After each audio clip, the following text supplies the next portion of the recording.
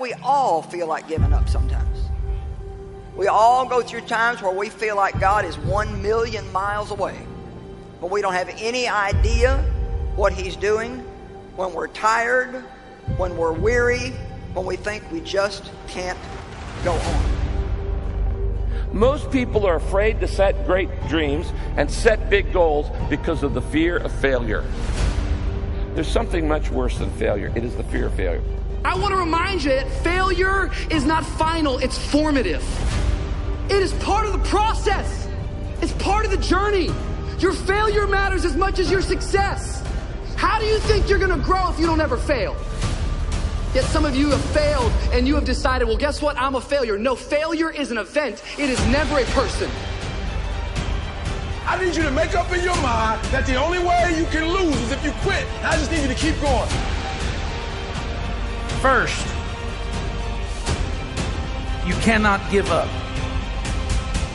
When you enter into your long season, you've got to give it all you've got. When people go into a season of struggle, the first thing that they want to do is take a sabbatical. But whenever trouble comes, the only way that you can get through trouble is work your way through it. Make a declaration to yourself. Declare all-out war that you're going to get out of this rut. I suggest to you that if you are facing a challenge, don't stop. Stay busy. Work your plan. Don't confuse movement with progress.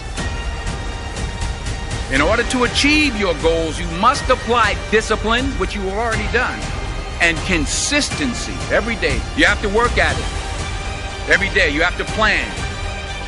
Every day. You've heard the saying, we don't plan to fail, we fail to plan. Hard work works. Working really hard is what successful people do. And I can tell you from my own personal experience, don't give up there. Develop your own compass and trust it. Take risks. Dare to fail. Remember, the first person through the wall always gets hurt. You're going to fall down, but the world doesn't care how many times you fall down as long as it's one fewer than the number of times you get back up. If you want to grow up, you want to be mature, there is no way to do it without pain. You can't grow up on easy street. And the very thing that discourages you is the very thing that develops you. Make one room in your house as beautiful as possible. That's what I'm writing about now. I talked a lot already about the necessity of cleaning your room, which is, in some sense a foolish piece of advice because it seems so obvious, but it's not obvious at all. And you'll find if you try it, especially if you're in a household that's not very functional, that you'll encounter obstacles that you couldn't imagine existed while you're trying to put your life in order. And you can take your surroundings beyond order and move towards beauty, and that's unbelievably useful because, well, beauty calls people to their higher being, I would say, and to make friends with beauty is to introduce yourself very carefully to one of the mysteries of life that make it worth living. Now, we teach things that are generally not taught in school, as I already have said, but I want to talk about another little factor. 90% of the visits to medical doctors are directly or indirectly related to stress. 90%. My stress level, and I face as many deadlines as anybody you know.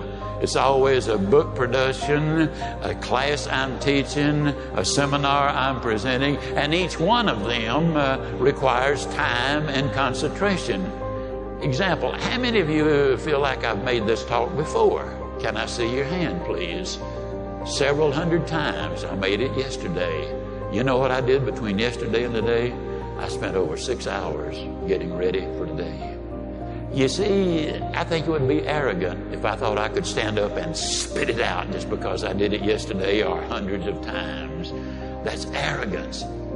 When you respond to life instead of react to it, React is negative. You get sick, go to the doctor. She gives you a prescription, says, see me tomorrow.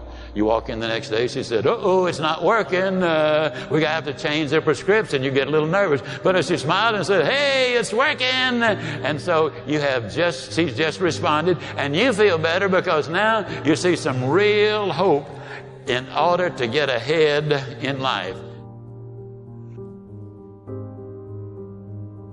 Make friends with people who want the best for you.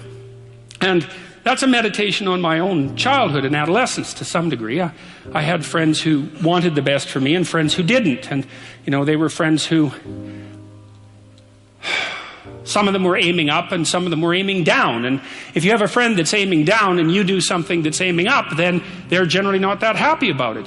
They try to top your accomplishment with one of their own, hypothetical or real, or put down what you're doing, or offer you a cigarette if you're trying to quit and you've kind of done that successfully, or a drink if you've been drinking too much and are trying to stop being an alcoholic, or they're cynical and bitter and devoted towards no good. And sometimes that's family members too, and sometimes it's even part of you, But this chapter is an injunction to people, is like you have an ethical responsibility to take care of yourself, you have an ethical responsibility to surround yourself with people who have the courage and faith and wisdom to wish you well when you've done something good, and to stop you when you're doing something destructive. And if your friends aren't like that, then they're not your friends. And maintaining your friendships with them might not even be in their interest.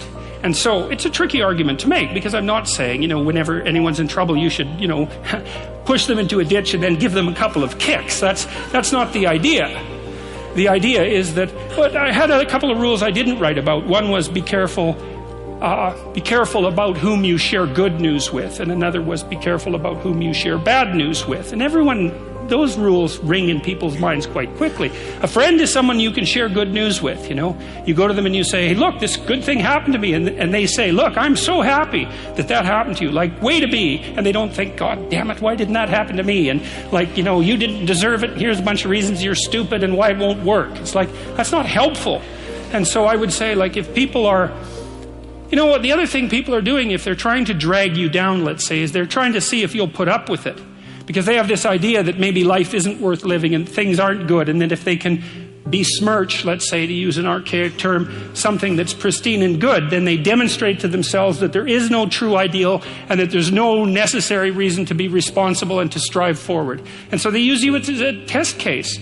I'll just push you down into the low lobster bin and see how you respond. And if you put up with it, then my cynicism is full